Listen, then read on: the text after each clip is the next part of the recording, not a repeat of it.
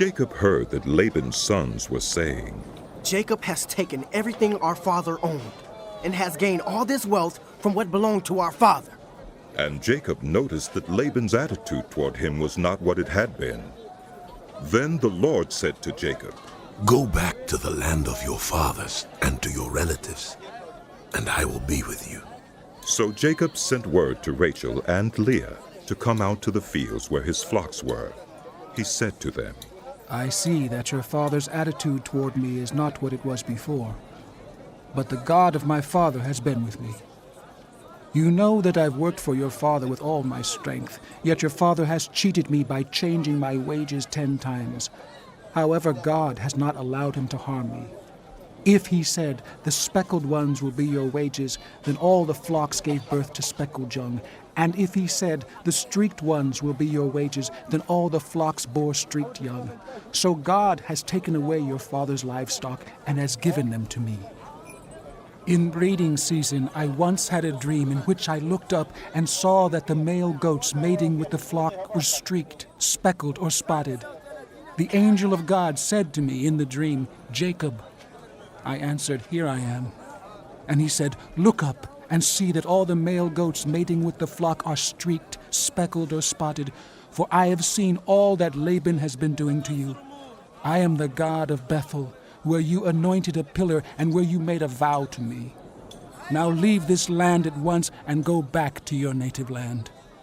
Then Rachel and Leah replied, Do we still have any share in the inheritance of our father's estate? Does he not regard us as foreigners? Not only has he sold us, but he has used up what was paid for us. Surely all the wealth that God took away from our father belongs to us and our children. So do whatever God has told you. Then Jacob put his children and his wives on camels, and he drove all his livestock ahead of him, along with all the goods he had accumulated in Padan Aram, to go to his father Isaac in the land of Canaan. When Laban had gone to shear his sheep, Rachel stole her father's household gods. Moreover, Jacob deceived Laban, the Aramean, by not telling him he was running away. So he fled with all he had, crossed the Euphrates River, and headed for the hill country of Gilead.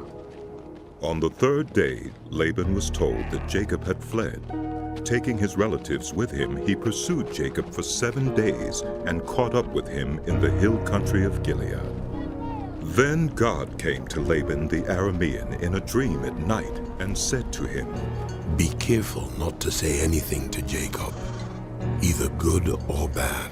Jacob had pitched his tent in the hill country of Gilead when Laban overtook him, and Laban and his relatives camped there too. Then Laban said to Jacob, What have you done? You've deceived me, and you've carried off my daughters like captives in war. Why did you run off secretly and deceive me? Why didn't you tell me, so I could send you away with joy and singing to the music of timbrels and harps? You didn't even let me kiss my grandchildren and my daughters goodbye. You have done a foolish thing. I have the power to harm you. But last night the God of your father said to me, Be careful not to say anything to Jacob, either good or bad. Now you have gone off because you long to return to your father's household. But why did you steal my gods? Jacob answered Laban, I was afraid because I thought you would take your daughters away from me by force.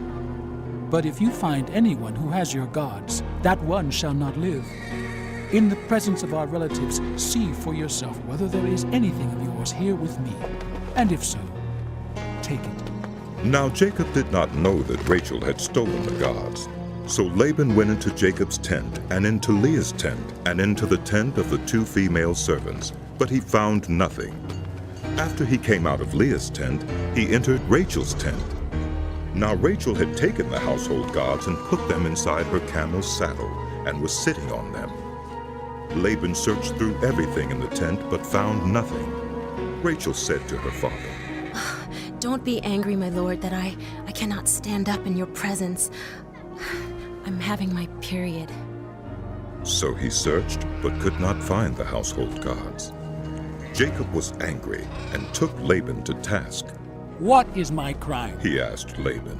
How have I wronged you that you hunt me down? Now that you have searched through all my goods, what have you found that belongs to your household? Put it here in front of your relatives and mine, and let them judge between the two of us. I have been with you for 20 years now. Your sheep and goats have not miscarried, nor have I eaten rams from your flocks. I did not bring you animals torn by wild beasts. I bore the loss myself. And you demanded payment from me for whatever was stolen by day or night. This was my situation. The heat consumed me in the daytime and the cold at night, and sleep fled from my eyes. It was like this for the 20 years I was in your household. I worked for you 14 years for your 2 daughters and 6 years for your flocks, and you changed my wages 10 times. If the God of my father, the God of Abraham, and the fear of Isaac had not been with me, you would surely have sent me away empty-handed. But God has seen my hardship and the toil of my hands, and last night he rebuked you.